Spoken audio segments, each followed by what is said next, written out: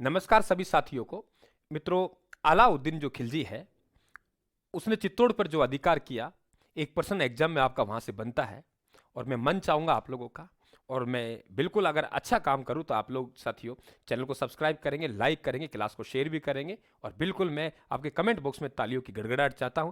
मात्र 2 मिनट में एक साथियों गीत के माध्यम से मैं आप लोगों को याद करवाने की कोशिश करता हूं।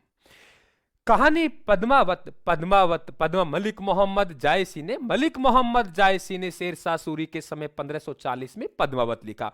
इसके अनुसार देश का नाम श्रीलंका था, द्वीप का नाम सिहल द्वीप था, राजा का नाम गंधर्वसेन था, पत्नी का नाम चंपावती था। चंपावती के गर्भ से पद्मनी का जन्म हुआ। पद्मनी का तोता हीरामन था, हीरामन तोता जैसे तैसे करके चित्तौड़ पहुंच गया। चित्तौड़ में रावल रतन सिंह शासक था, पहले से उनकी धर्मपत्नी थी, नाम था नागमती। एक दिन नागमती ने हीरामन तोता से पूछा, मेरे से भी कोई सुंदर स्त्री इस दुनिया में है क्या? जवाब हीरामन ने दिया, रे जिस सरोवर में कभी हंस नहीं आया रानी वहां बगुला भी हंस होता है। बगला मतलब बदसूरत, कि जिस सरोवर में कभी हंस नहीं आया वहां बगुला भी हंस होता है।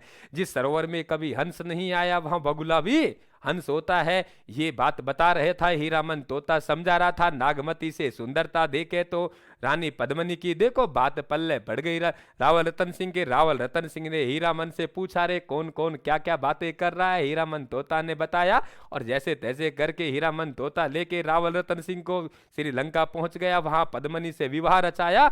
पद्मनी को लेके चित्तौड़ आया, चित्तौड़ में लाके गरीबों को दान दिया। सुंदर स्त्री को देखकर एक तांत्रिक था राघव चेतन की नजर पद्मनी पे गई। कूटनीति से प्राप्त करने की कोशिश की, रावल रतन सिंह के ये सहा नहीं गया। रावल रतन सिंह ने राघव चेतन को निष्कासित कर दिया। राघव चेतन ने देखा इसका मुझे बदला लेना है, मुझे वहां जाना है जो चित्तौड़ का दुश्मन हो, और चित्तौड़ का दुश्मन चित्तौड़ पर अधिकार प्राप्त करने की कोशिश अलाउद्दीन खिलजी कर रहा है। अलाउद्दीन खिलजी के पास राघव चेतन गया, उस सुंदर स्त्री के बारे में बताया, लेकिन फिर अटैक तो आक्रमण तो फिर भी अलाउद्दीन खिलजी को करना था। घर का भेदी पहुंचा, लंका ढाया, राघव चेतन वहां गया। राघव चेतन ने अलाउद्दीन खिलजी को लेकर रवाना हुआ।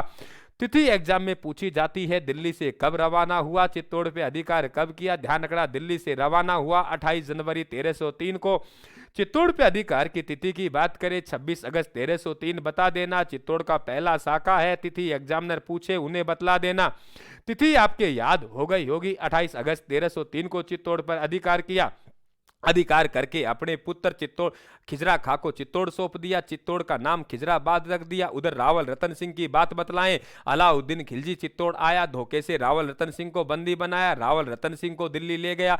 रानी पद्मनी 2 सेनापति, नाम था गोरा और बादल। रानी पद्मनी के साथ रिश्ता चाचा और भाई का था। दोनों आपस में गोरा और बादल चाचा भतीजा थे।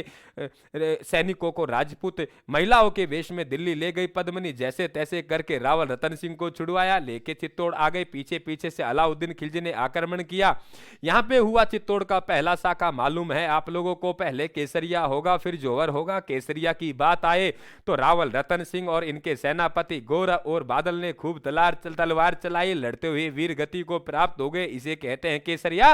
रानी पद्मनी और नागमती के नेतृत्व में राजपूत रानियों ने अग्नि में प्राणों का न्योछावर किया, इसे कहते हैं जौहर। जौहर और केसरिया मिला के बनता है साका। यह चित्तौड़ का पहला साका हुआ। अलाउद्दीन खिलजी का चित्तौड़ पर अधिकार हो गया। अपने पुत्र खिजरा खां की याद में चित्तौड़ का नाम खिजराबाद रख गया। यहां से रावल शाखा समाप्त हुई।